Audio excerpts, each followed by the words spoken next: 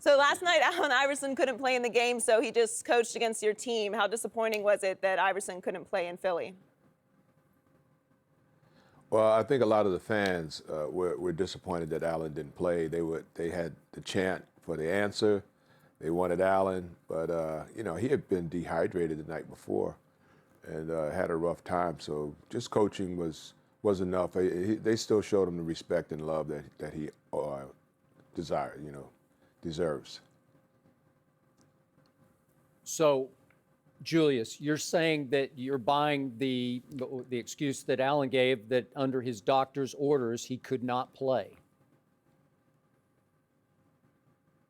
Yeah, no, it was serious. I saw him the night before, and actually did an interview session with him in the afternoon with Ice Cube, and he was just being a man about it. To be able to show up for that interview in the afternoon and to make it to the sidelines. I mean, he was dehydrated, something that he had never experienced before. I've never experienced it before, and it was pretty serious. So, what you see tonight, in terms of him being on the sidelines and coaching that team, very easily he could have passed that off to his assistant. So but he didn't. So did he have a flu bug or something that dehydrated him? No, I think when you're dehydrated, you're just lacking liquids going into your system. That's what they always tell me. They tell me once you feel like you're thirsty, then you're dehydrated. So try never to let that happen to you. Doc, you're the most high-profile basketball player that we've been able to ask this question to. Now we've asked a lot of current players, and we get a lot of back and forth. Mm-hmm. You played against Michael Jordan at the end of your career, at the beginning of his, and you followed LeBron James. Who's the better of these two players? Who's the better? Yes. I think that's a fan's argument for one thing. Okay. I think if I was going to start a team, and Skip, has called me delusional in the past. He called me the delusional doctor. I think last time I was on a show with him. Yeah, because I knew it was out of love. I didn't take it, the wrong way. Total love. But I always put Oscar Robertson out there and Wilt Chamberlain and Bill Kareem. Russell. The guys who came before me. Kareem's in the list. He's on the second team. But if I was starting a franchise, I would start with Kareem. And the Michael LeBron argument, I don't want to really try to settle that for anybody else. I don't really think it should be settled until LeBron's career is over. He's done all and everything that anybody has ever done in the history of the league, and so did Michael. And Michael did it probably at, if this is fathomable, a higher level. Because he never lost in the finals, and he was Finals MVP 6 out of 6 times.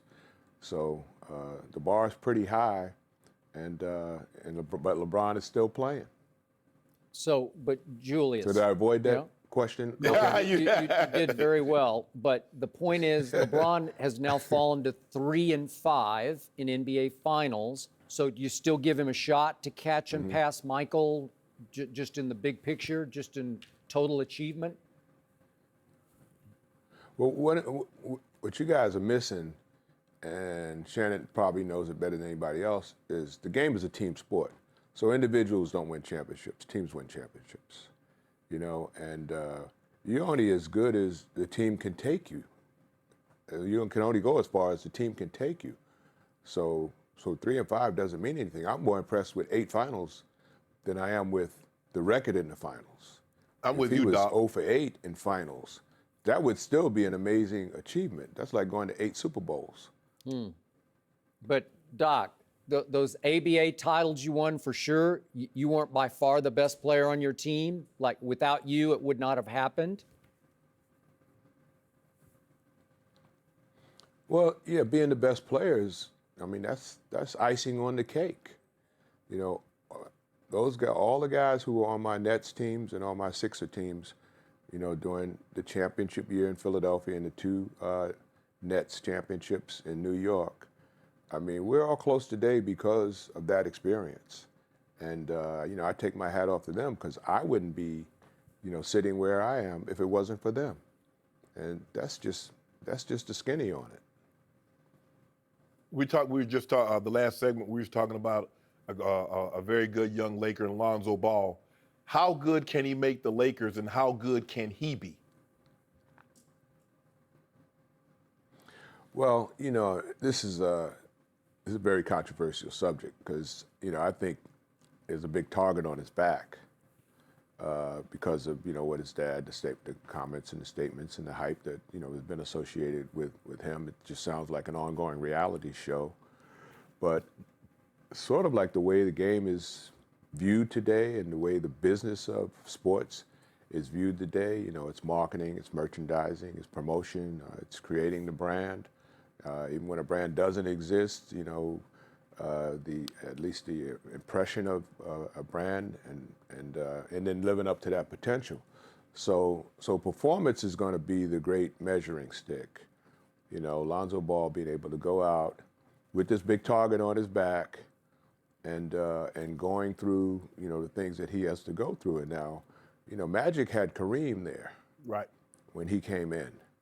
So he already had the best player in the league, on his team. And he kind of had the freedom to be Magic Johnson, turn the clock back and play like he did in high school and like he did in Michigan.